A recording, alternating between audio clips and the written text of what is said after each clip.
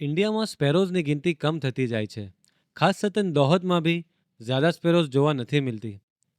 હવે હર ઘરમાં સ્પેરોના ફીડર અને નેસ્ટ આપવામાં આવશે, મગર જરૂરી છે કે એને સહી તરીકાથી ઇન્સ્ટોલ કરવામાં આવે તાકી આપને સહી રિઝલ્ટ્સ મિલે. ફીડર બોક્સ ઘરમાં થોડી બહારની બાજુ કે જ્યાં બર્ડ્સ આવી શકતા હોય એવી જગ્યાએ લગાવીએ.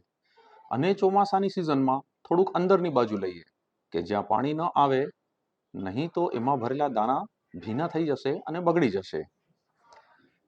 ફીડર બોક્સ આપણી અવર જવરથી થોડુંક ઊંચું અને થોડુંક દૂર રાખીએ.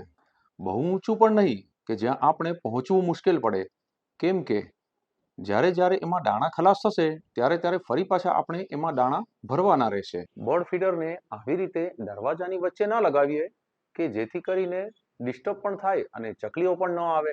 બર્ડ નેસ્ટ ઝરૂખામાં ઘર પાસે, ઝરૂખાની અંદર બાજુ જ્યાં હેંગિંગ ના હોય એવી રીતે લગાવવું.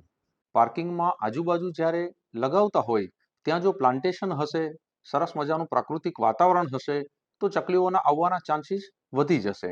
એસીના આઉટર યુનિટ પાસે ન મૂકવું, ત્યાં ડિસ્ટર્બ થઈ શકે છે. ચકલી આપણા સાથે આપણા બચપનથી જ જોડાયેલી છે. જ્યારે આપણે બહુ નાના હતા ત્યારે મમ્મી બતાવતા, એને ચઈ કહીને સંબોધતા.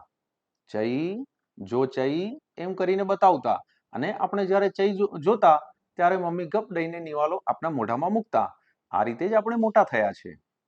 આપણે આપણા બાળકોને પણ એ રીતે જ ચઈ બતાવીને જમાડ્યા છે. પણ હવે નવી જનરેશનનું શું? એ લોકોને બતાવવા માટે તો ચઈ જ નથી રહી. તો એના માટેનો આ એક સરસ મજાનો પ્રયાસ છે, ચકલીઓ બચાવવાનો અને ફરી પાછા આપણી નવી જનરેશનને ચઈ બતાવવાનો.